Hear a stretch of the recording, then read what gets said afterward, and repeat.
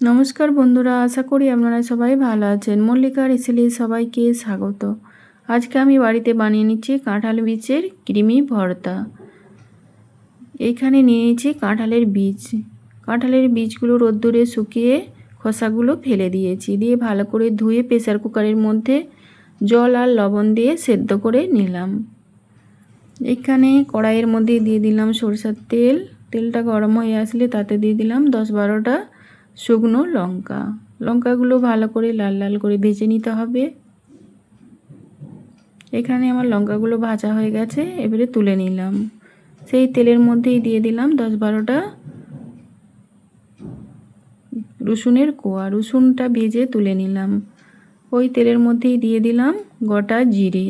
জিরেটা ভেজে নামিয়ে নিলাম। দিয়ে দিলাম সরষের তেল, দিয়ে চিংড়ি মাছটা ভালো করে ভেজে নিতে হবে। আমি চিংড়ি মাছের সব খোসাগুলো ছাড়িয়ে নিয়েছি। এইভাবে ছাড়িয়ে ভালো করে ভেজে নিতে হবে। চিংড়ি মাছটা ভাজা হয়ে গেছে, ওইদিকে নামিয়ে নিয়েছি। এইদিকে আমার কাঁঠালের বীজগুলো সেদ্ধ হয়ে গেছে। এবারে খোসাগুলো তুলে নিতে হবে।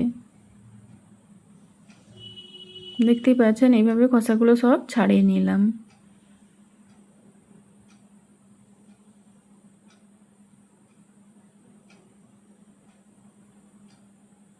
এখানে আমার খোসাগুলো সব ছাড়ানো হয়ে গেছে। ভালো করে ছোট ছোট করে কেটে মিক্সার গ্রাইন্ডারে দিয়ে দিলাম কাজু, 10-12টা কাজু, দিয়ে দেব 1 মুঠো নারকেল কোড়া, দিয়ে ভালো করে পেস্ট করে নিতে হবে।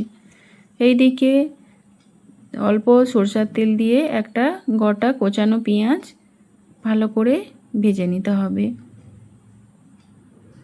এইখানে আমার পেস্টটা হয়ে গেছে, ওই তেলের মধ্যেই দিয়ে দিলাম। দিয়ে ভালো করে অল্প জল দিয়ে ভালো করে মিশিয়ে নিতে হবে। এদিকে দিয়ে দিলাম আমুল গুঁড়ো দুধ, দিয়ে দিলাম অল্প চিনি।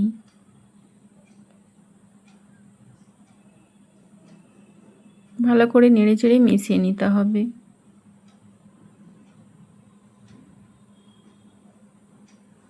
এবারে ভেজে রাখা দিয়ে দিলাম জিরে আর রসুন। রসুনটা ভালো করে হাত দিয়ে মেখে দিয়ে দিলাম।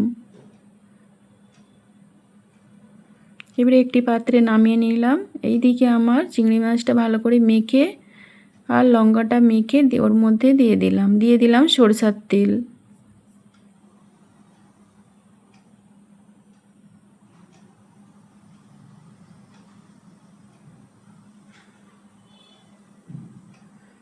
এইভাবে দিয়ে দিলাম পরিমাণ মতো লবণ। এইভাবে কাঁঠাল বীজের ভর্তাটা বানালে পুরো ক্রিমি ক্রিমি লাগবে, খেতে খুব ভালো লাগবে। আশা করি আপনাদের এই ভিডিওটি ভালো লেগেছে। ভালো লেগে থাকলে একটি like, comment, share and subscribe করে দেবেন, আর পাশে থাকা বেল আইকনটি প্রেস করে দেবেন। তাহলে নিত্য নতুন রেসিপিগুলি আপনাদের কাছে পৌঁছে যাবে।